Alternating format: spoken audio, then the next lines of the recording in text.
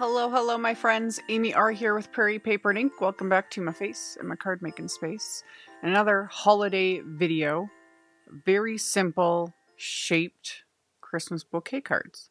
I'm part of a video hop today for the Alex Syberia Designs. They're calling it the Bo Ho Ho release. It's really cute. I'll have all the info in the description box below. And, the next stop on the hop, there's giveaway info, all of that. So that will be below, along with links to all of the things, the release, my supplies to make my cards, etc., etc. My links are affiliate links. That just means that if you click on one of my links and end up placing an order, I do get a little kickback from that at no extra cost to you. That is what helps pay the bills, keeps the lights on, enables me to keep bringing out content. And yeah, let's get this hop going and get into making these cards. So this is the Christmas Bouquet Die Set, and it's a big die set because this main wafer die cuts out a full A2 size, and I was like, I can make that a shape, make that a shape card. So that's what I did. I took the outline wafer die, and I have an A2 size card base side folding, 4¼ by 5½ inch card base. And I'm just making sure that the one side of that cutting of the wafer die, that part of it hangs over the edge where the fold is. That way, when it cuts all the way through, there's still that little bit of a hinge there, so it becomes a card. And then I put it onto my cutting mats and then ran that through my die cut machine. And I actually ran this through twice because this is really heavyweight cardstock I'm using. This is 120-pound smooth white cardstock. So cutting through 2 layers of that at once is a lot. It almost cut all the way through. I probably could have just run it through a 3rd time and it would have cut. But just out of habit, I just use my scissors. I'm not even really cutting here. It cut through the 1st layer, no problem. 2nd layer, again, almost. Just barely. So I'm not even really cutting with my scissors. I find when I do this, or if I'm cutting through something really, really thick, I'm almost running my scissors right along that cut line from the die, and it just removes that last the last little bit of resistance. So, couple little snips. Got that out of there. And then I've got a shaped card.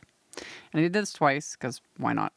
And then I die cut all of the coordinating little bits. So the large die is kind of the placement guide, really. And it's got all the piercing detail and everything. And then all the individual dies are the greenery, the florals, etc. So this was where I just zoned out, did a whole bunch of die cutting, so I had a pile of die cuts, and now assemble. Super simple because all the piercing details there, the graphics on the packaging, etc. So it was just building.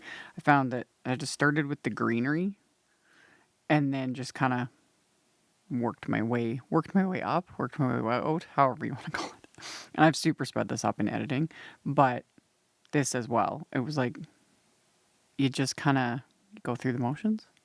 So I just layered the die cuts. Now you could totally up the ante and do, ink blending on all of them, depending on your mood, whatever. Could have used specialty cardstocks, which I didn't even think of. I have some of these little specialty cardstocks because Alex Syberia sent me a couple little packs. They've got these just bundled packs of specialty cardstocks, and it literally didn't even occur. I'm not even kidding, y'all. They were sitting right in front of me. So I did, after I'd finished all the die cutting, I die cut one of the gold papers, and it's very subtle. It's got just sort of a gold sheen to it, and that's what I used. That right there. See, it's pretty.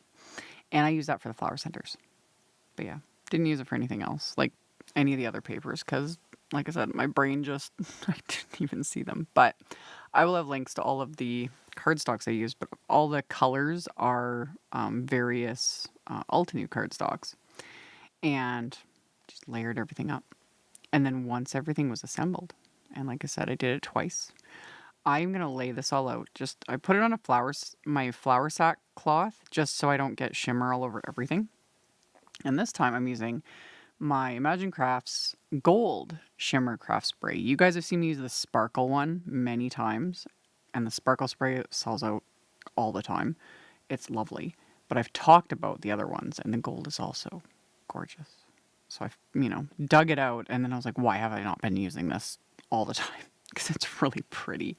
So shook it up really well, held it a couple feet above, as you saw, spritzed these backgrounds with it. At the very end of the video, I'll use my flashlight so you can actually see the sparkle. It's just perfect for holiday cards, for anything. You can't go wrong with gold, And then another way to zhuzh these up was I just took a white gel pen and just added little highlights wherever I felt they were needed. I did think about adding splatter, but I didn't do it. I know. I'm okay. We will all survive, okay? I did think about it, but I was like, no, I'll do the gold shimmery sparkle spray and then just add these little highlights with the white gel pen, and we're good. We're good. Everything is good. So added all my little white highlights. And then for my sentiments, this is an older set. This is the Christmas Sentiments set. And I lined up my little shaped card base, and I'm going to stamp the Season's Greetings sentiment from that set, and I'm going to stamp it with Galactic Stream ink. And this is the same color of ink as the Galactic Stream cardstock I used for some of the greenery. So everything's matchy-matchy. And stamp that onto the inside of both of these card bases. And then once that's stamped, I'm going to adhere the florals to the card base. Again, just liquid glue, keeping it simple. And then I had stamped the little Happy Holidays sentiment from that stamp set onto just scraps of white cardstock, and then trimmed them into little narrow sentiment strips, and then use my scissors, which usually I talk about this. I can't cut a straight line or even an angled line. Usually it just looks wonky. This time it worked. I need to knock on wood and not jinx myself. But I just cut those down and then just kind of tucked them in amongst the little florals there. And then just put a magnet on top to hold it down, let the glue dry. And once the glue was dry, these cards are complete. And I'm going to show them in a little envelope because I love shaped cards because, especially if they don't take much effort. Just die cutting these pieces, great. So, got my little shaped card. They fit in a cute little envelope, and A2 sized envelope. And then they're sparkly. There we go.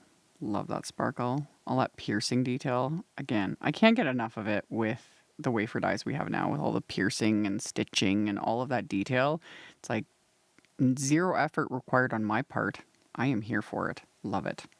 So, sparkly, fun little color combo, all the things. That was my cards. So like I mentioned, all the info will be in the description box below.